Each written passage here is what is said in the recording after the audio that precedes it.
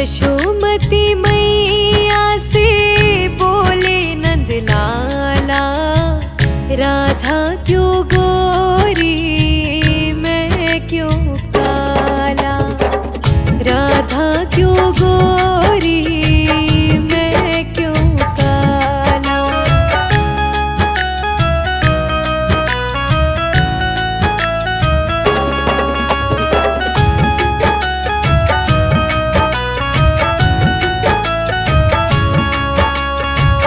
बोली मुस्काती मैया ललन को बताया, बोली मुस्काती मैया ललन को बताया।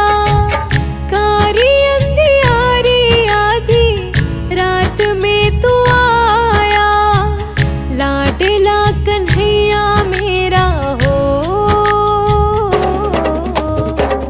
लाडला कन्हैया मेरा काली कमली वाला, इसीलिए काला। यशोमती मैया से बोले नंद लाला, राधा क्यों गोरी मैं क्यों काला।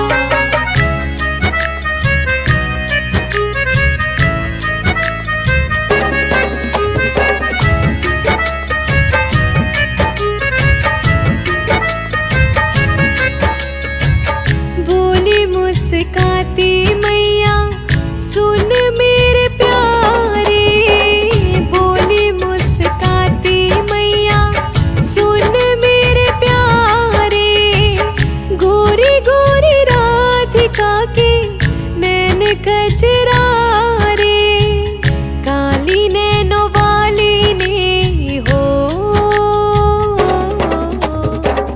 काली नैनो वाली ने ऐसा जादू डाला, इसीलिए काला।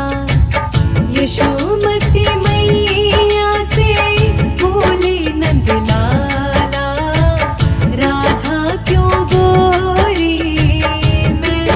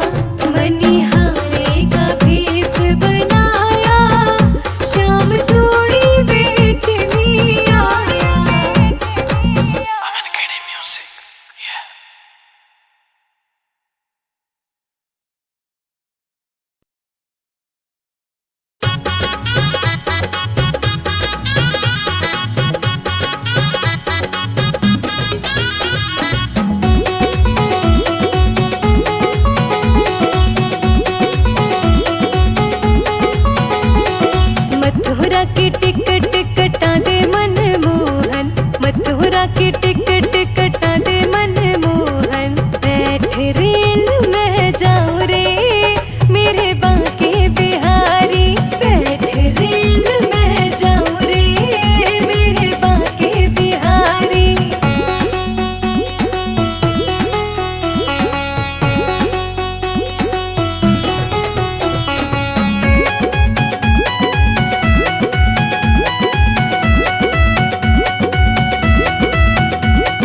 इस पार गंगा उस पार यमुना, इस पार गंगा उस पार यमुना, यमुना में डुबकी लगाऊं रे मेरे बांके बिहारी, बैठ रेल में जाऊं रे मेरे बांके बिहारी, बैठ रेल में जाऊं रे मेरे बांके बिहारी।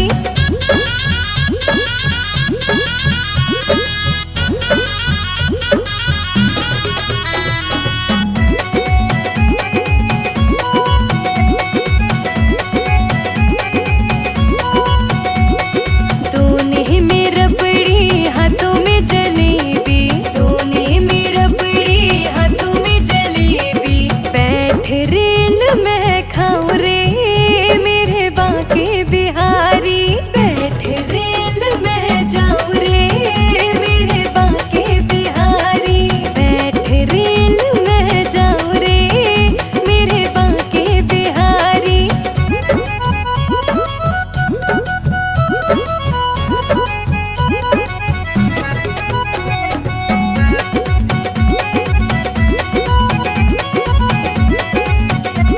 कटोरी में माखन हाथों में मिसरी, कटोरी में माखन हाथों में मिसरी, कान्हा को भोग लगाऊं रे मेरे बांके बिहारी, बैठ रेल में जाऊं रे मेरे बांके बिहारी, बैठ रेल में जाऊं रे मेरे बांके बिहारी।